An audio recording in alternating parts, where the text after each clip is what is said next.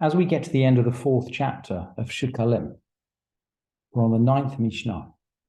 We've dealt with questions of buying and selling on behalf of the temple for commodities that are needed for sacrifices. And now we're going to get into a question of prices. Achat lishloshim yom. Masharin et alishka. Once in 30 days, prices were fixed for the chamber. That means for items bought by the chamber. The chamber is the treasury, the chamber where the money's held. Kol hamakabel alav l'sapek, slatot me'arba, amdu mishlosha, yisapek me'arba. Anyone who'd agreed a fixed contract to supply fine flowers at 4 seahs for a seller. In other words, he supplies 4 seahs of flour for a seller. Anybody who contracted to do 4 seahs for a seller, if the price rose so that the market was only at 3 seahs for a seller, he must still supply 4. He sticks to his fixed price. On the other hand, Mishalosh ve'amdu me'arba'a yisapek me'arba'a sheyad hekdesh al ha'elyona. But if he contracted at 3 seahs for a seller, and then the price dropped, so the market price now provides 4 seahs of corn, of fine flour for a seller. If the price drops, he must supply at 4. In other words, he follows the price down, but not the price up. Sheyad hekdesh al ha'elyona. The temple has the upper hand. The temple always seems to have the advantage in these negotiations. Along the same lines, ve'im hitliah solet. What if the flour became worm-eaten? Hitliah lo. The loss is his. The worm-eatenness is his. Ve'im hechmitz yain. If the wine became vinegary, if it became sour, hechmitz lo. It's his problem. He has to take the cost of the spoiled wine. Ve'eino makabel et ma'otav. He doesn't get his payment. He doesn't get his money.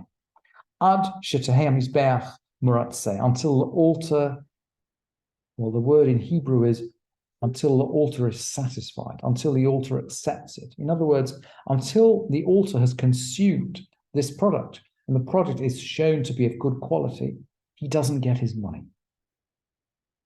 Supply doesn't get his money.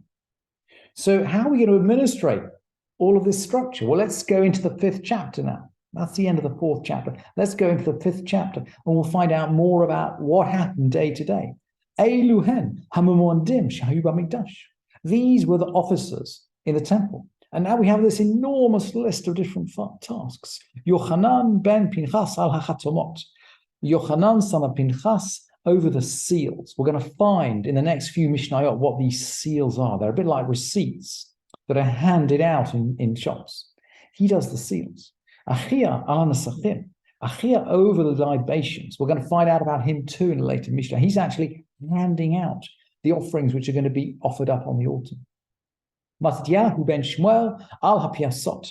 Matityahu, the son of Shmuel, over the lots. Now they used to cast lots to find out, to allocate terms. Some tasks were allocated by rota, and some actually were allocated randomly by drawing lots. So Matityahu, son of Shmuel, did the lots. Tachya al hakinim. Tachya over the bird offerings. Ptachia is Mordechai. Ptachia apparently was Mordechai. Who's this Mordechai? Well, you might ask in general, who are these people? Because the temple stood for hundreds of years. Were they the same people in the temple doing these tasks continually? Or did they take on a name did they take on that name when they took on the task? Or perhaps these were the first holders of the posts. And then, so the Mishnah, if you like, is reflecting a snapshot of a certain point in time.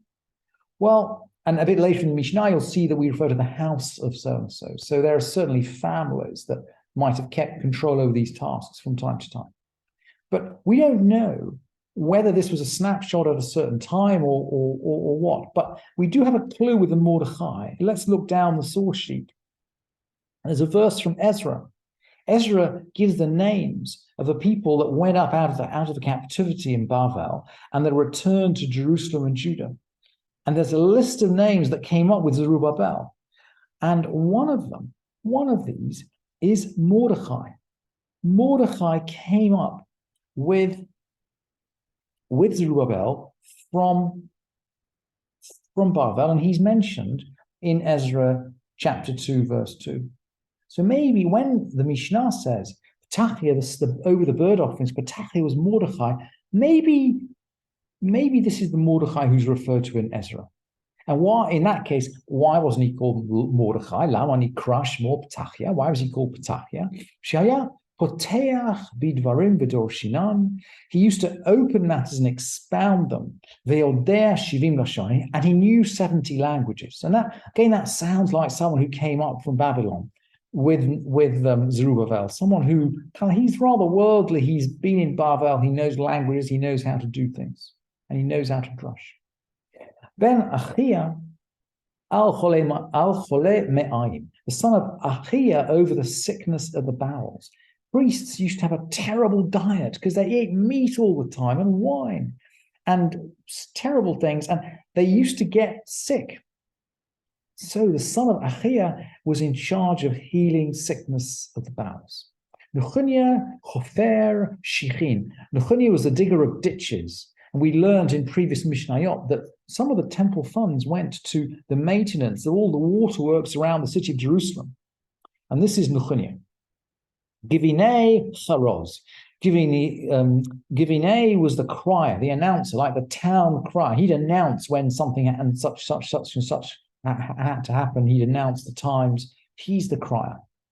Ben Gever al Nilat Sharim. Ben Gever was the one who was supervising the locking of the gates. Ben Bevai al Hapkaim. We learn in the Mishnah of Sukkah that they used to cut up the old clothes of the Kohanim to make wicks to light the candelabra. Ben Bevai was in charge of the wicks. Ben Artsa al Hatziltzal. This is a cymbal that they used to bang before the music started. Hugras ben Levi al Hashir. Hugras ben Levi supervised all of the songs which the Leviim sang. Beit Garamu al Maseh Lechem Hapanim, the house of Garamu over the making of the showbread. The showbread had to be made every week, and making it was a complex process. It was a complex shape. You had to get it out of the pan without breaking it. The house of Garamu had this special ability, special secrets as to how to make it. They were in charge. Beit Avtinas al Maseh Ketoret, the house of Avtinas over the incense. El Azar.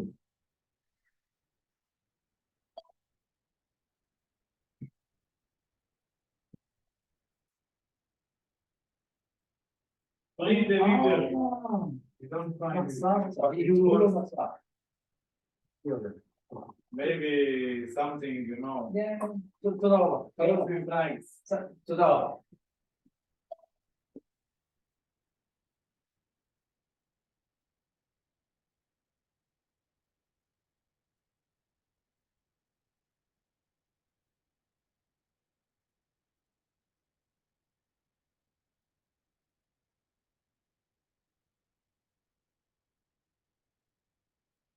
Elazar over the veil, and Pinchas over the priestly vestments.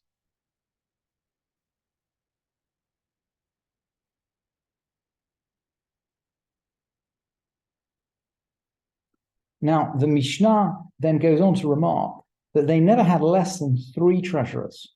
Ein pochatim mishlosha gizbarim, umishiva amar kalim, ve'ein osin shara al tzibur b'mamon pachot mishnayim. They never had less than 3 treasurers, nor fewer than 7 superintendents. This seems to be some kind of Persian or Aramaic word, amar kalim.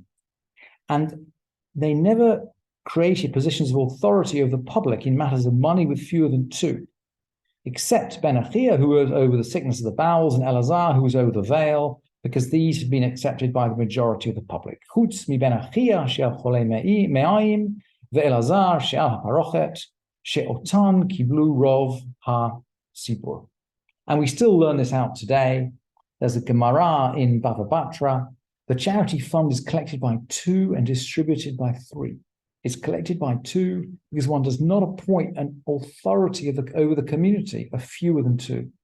And it's distributed by three, like any monetary judgment, any case of financial matters that comes to court is always settled by a minimum of three judges. So if we're distributing, we distribute by three. In other words, matters of public finances are taken seriously, and the care is taken to make sure that the right thing is not only done, but is seen to be done, and the checks and balances are in place.